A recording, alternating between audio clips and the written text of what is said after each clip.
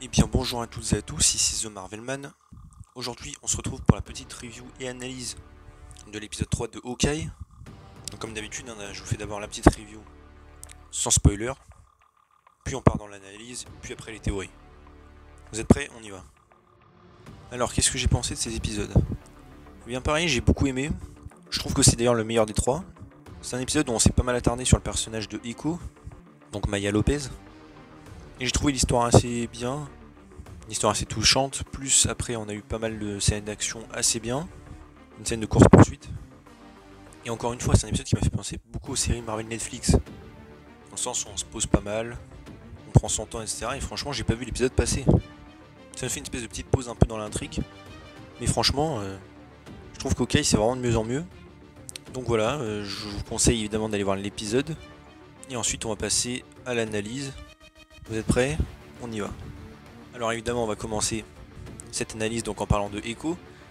Et surtout, l'apparition déguisée un petit peu de Wilson Fisk, le caïd. Car oui, tout semble confirmer, hein, que déjà c'est évidemment le caïd, hein, c'est tout à fait logique. Et surtout, c'est bien Vincent D'Onofrio. C'est donc le deuxième personnage du MCU à avoir d'abord été chez Marvel TV, apparaître dans un projet Marvel Studios. Le premier étant Edwin Jarvis dans Avengers Endgame, et le prochain sera évidemment Matt Murdock dans Spider-Man No Way Home. Et comme je suis obligé évidemment de le rappeler à chaque fois, je suis navré, hein, mais c'est bien le même Fisk dans la série. Cette série fait partie du MCU et ça a toujours été le cas. Il n'y aura pas de reboot ou quoi que ce soit. D'ailleurs, vous savez quoi, carrément, on va analyser Fisk direct. Alors oui, il apparaît pas 2 secondes, mais on va quand même l'analyser. Déjà, on peut voir qu'il a un costume noir, ce qui est parfaitement en cohérence avec la série Daredevil. En tout cas, avant la saison 1. Car je rappelle, il commence à mettre des costumes blancs pendant la saison 3. C'est donc pas à mon avis, une coïncidence, ils font bien gaffe à la continuité, hein.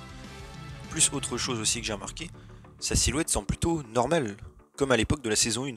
Car je rappelle, dans le présent, Fisk, normalement, a priori, sera beaucoup plus gros. L'acteur aura une combinaison pour être encore plus gros, etc. il paraît. Donc c'est intéressant que donc il garde bien la cohérence. Autre détail aussi important, alors celui-là il n'est pas encore fiable à 100%, hein. Avec la qualité et tout, c'est très dur à savoir. Mais apparemment il aurait même les mêmes boutons de manchette que ceux de son père, comme dans la saison 1 de Daredevil. Alors oui, je suis d'accord, on voit vraiment pas très bien, donc bon. En vrai à confirmer, mais bon. De toute façon, même s'il les a pas, c'est pas non plus une incohérence, hein. Et surtout, je l'ai reconnu direct. La main, le petit rire quand il caresse Maya. Ça y est, Fisk est officiellement de retour. Je suis désolé, mais là, ça me fait vraiment plaisir. Étant sans doute mon méchant préféré du MCU, je ne peux évidemment qu'être ravi. Et je rappelle, il devrait d'ailleurs revenir, a priori, en chair et en os cette fois. Enfin, vraiment, on va dire, dans l'épisode 4, en scène post-générique, normalement. Puis l'épisode 5 et 6, où il aura un rôle majeur, d'après des leaks. D'ailleurs, Fisk se fait appeler l'oncle, et on en remarque dans l'épisode, ce n'est pas apparemment donc le père adoptif de Maya, Echo, mais plutôt son oncle, entre guillemets. Ah oui, c'est pas son oncle de sang, hein, ça je suis sûr.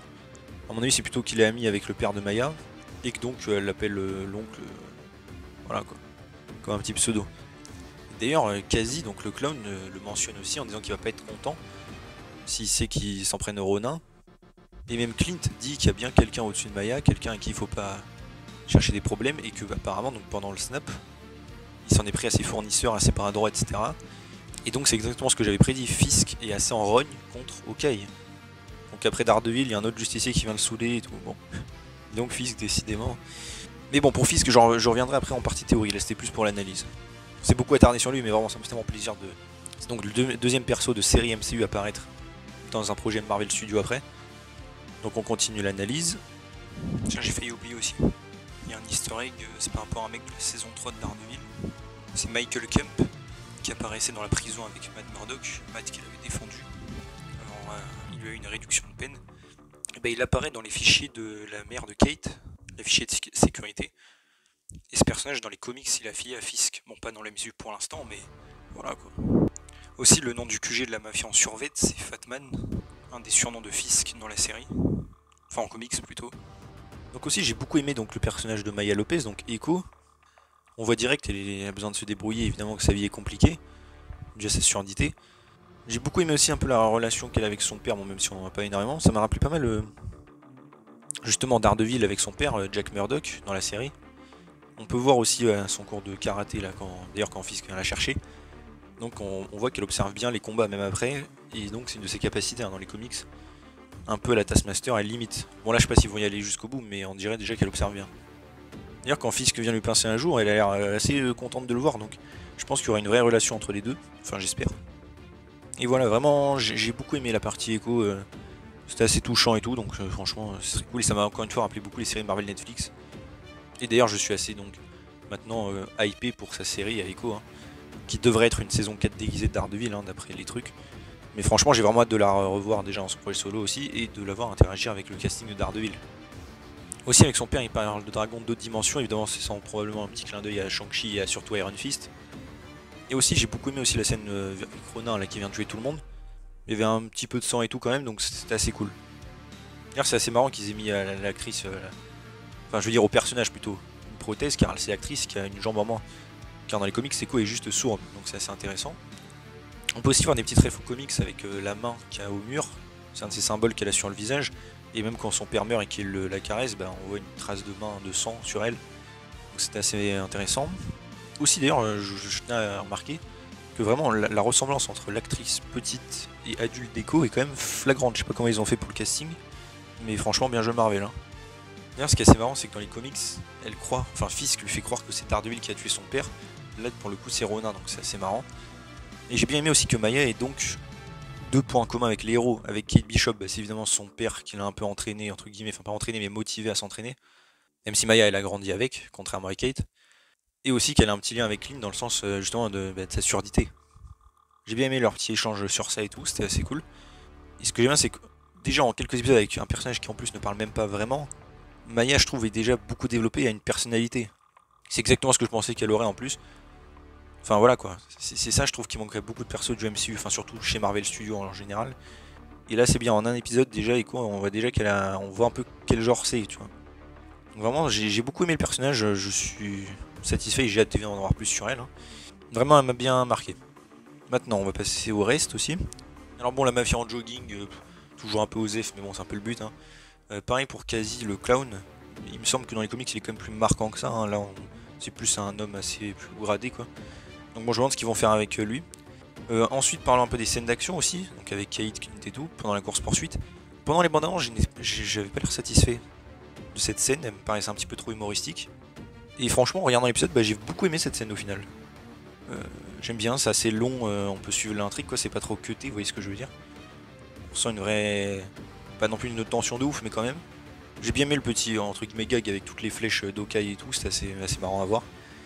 Ça rappelle évidemment beaucoup de trucs des comics. Hein. Ouais, j'ai bien aimé aussi Clint du coup qui est sourd, enfin quand son épingle se fait péter, on voit bien qu'il est vraiment en difficulté quoi. Et c'est bien de voir un héros plus vulnérable aussi, plus Kate évidemment qui est pas entraîné à 100%. Non franchement ça j'ai bien aimé, toute la scène, et surtout j'ai beaucoup aimé aussi le coup de la flèche de Hank Pym. Ça pour le coup c'était une très bonne idée, et encore une fois ça permet, sans trop non plus faire de ref au MCU, d'être lié un peu. Ça me rappelle aussi un peu les balles de Shitori qui attaquait Luke Cage dans Luke Cage. C'est ça que j'aimais bien avec les séries Netflix, t'étais pas dépendant des films, comme Hawkeye l'est aussi, et en même temps il y a pas mal de refs au MCU. Donc ça j'ai vraiment aimé, même si bon les mecs ils se font pas éclater par la flèche juste l'arrière de la bagnole, bon c'est un petit peu facile. Mais j'ai bien aimé, j'ai bien aimé. J'ai bien aimé ensuite après tout le duo évidemment avec Clint pardon, et Kate, leur petite blague dans le métro là quand il entend pas et tout, et qui redit la même chose. La scène aussi où il parle à son fils au téléphone et qu'on n'entend pas ce qu'il dit. J'ai trouvé ça assez touchant, franchement c'était assez cool. Donc j'espère que Clint va revenir pour Noël, hein. Pour l'instant on sait même pas. Bien aimé aussi la petite ref au costume des comics quand Kate lui dessine le prototype quoi. C'était assez marrant. Surtout que d'ailleurs ce costume a failli apparaître dans la scène de l'épisode 2 de roleplay mais elle a été coupée. Et enfin à la fin de l'épisode, on va enfin voir la rencontre entre Clint et les parents de Kate, enfin surtout sa mère et Jack.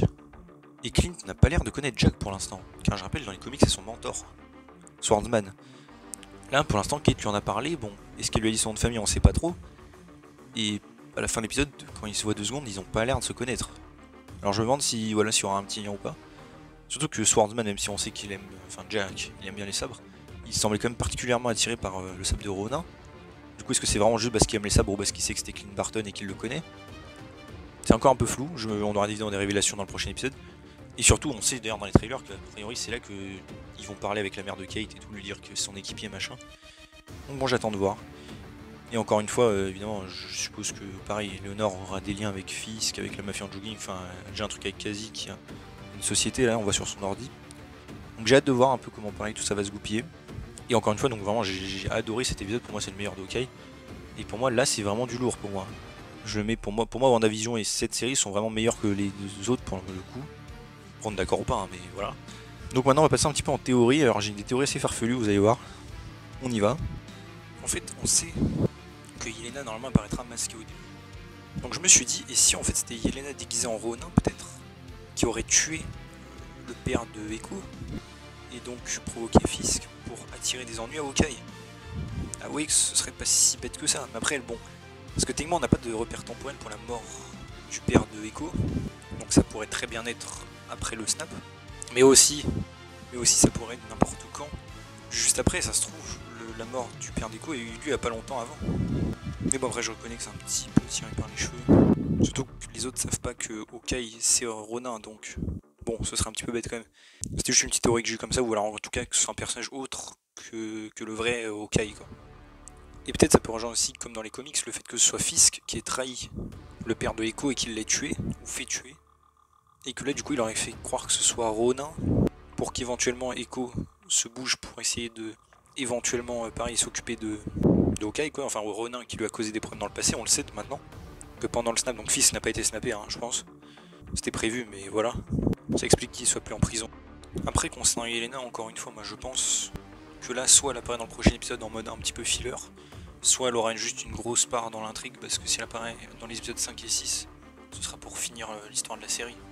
Donc même pourquoi pas imaginer, après la scène du pont d'action, imaginons Clint apparaisse aux infos, parce qu'il a tiré une flèche géante quand même, que du coup Yelena elle sache qu'il est à New York, elle vienne, elle entend parler donc de la mafia en jogging, elle rencontre imaginons Echo, puis son supérieur donc Fisk, et que là bah, elle leur dit tout simplement que Hawkeye c'est Ronin, et qu'elle expose son truc au public, puisque Yelena sait, je rappelle. Et d'ailleurs Valentina qui travaille pour le gouvernement a priori, l'a envoyé s'occuper de lui, donc ça veut dire que même elle, apparemment, Ronin a causé vraiment beaucoup de soucis aux gens, même pour le gouvernement.